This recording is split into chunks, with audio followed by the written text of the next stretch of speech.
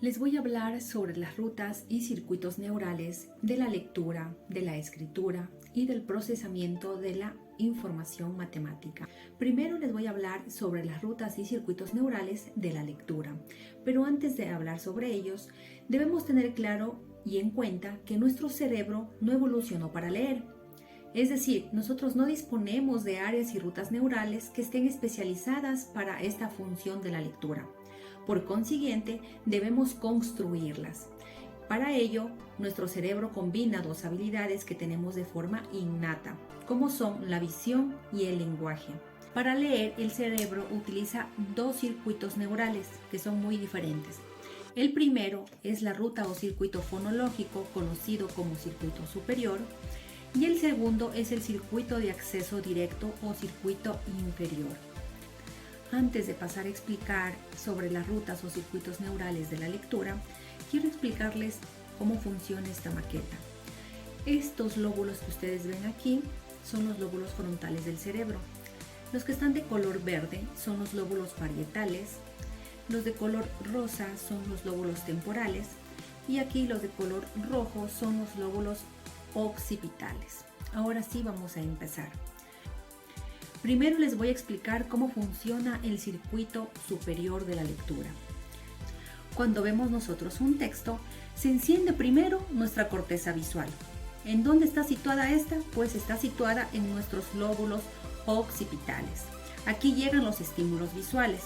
Una vez que llegan los estímulos visuales, aquí empiezan a decodificarse las palabras, o sea, que convierten los grafemas en fonemas.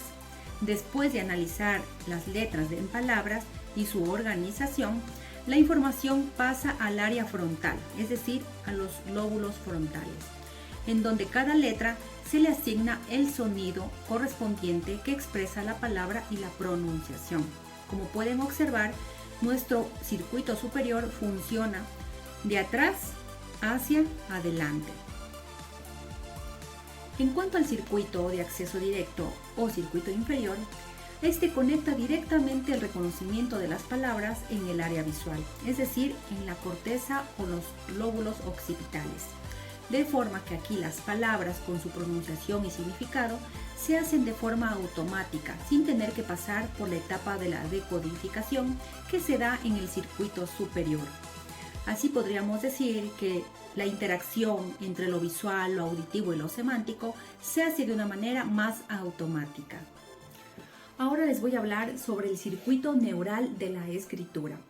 La escritura procede de la parte frontal, auditiva, hacia la parte posterior, que es el área visual, en donde están los lóbulos occipitales.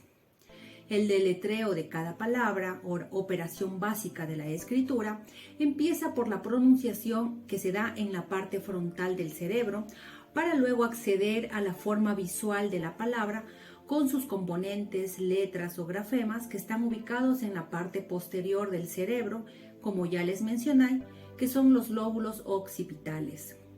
Como se puede ver, el proceso de escritura se combina permanentemente con el de la lectura, mediante el cambio de dirección de las rutas o circuitos fonológicos y de acceso directo.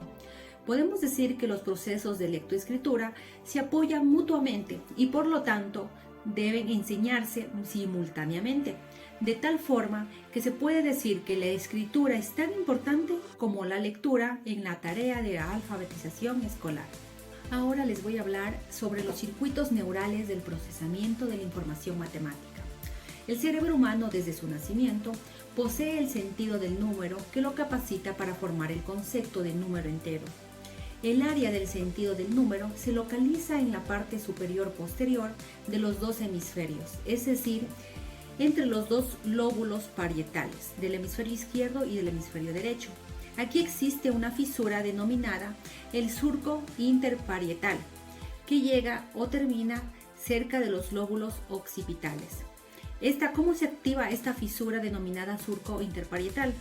Esta se llega a activar cuando se procesa la información de un número escrito o expresado oralmente con una palabra o un dígito, cuando se observa un conjunto de objetos y se piensa en el número que lo conforma, cuando se operan números para sumar, restar, multiplicar y hacer comparaciones. Sin embargo, hay que tomar en cuenta que el procesamiento numérico no depende solamente de los lóbulos parietales, sino también se encuentra una red amplia y dispersa de estructuras que están involucradas en el procesamiento de la información matemática. Aquí encontramos involucradas también la corteza occipital, los lóbulos temporales, pero el lóbulo temporal de la parte inferior, los ganglios basales, que es la parte más interna del cerebro. Y hay que tomar aquí en cuenta algo muy importante, que cuando se realizan operaciones matemáticas de mayor nivel de abstracción, se involucran áreas de la corteza prefrontal y también de la cingulada anterior, que es esta que ustedes pueden observar aquí de color morado.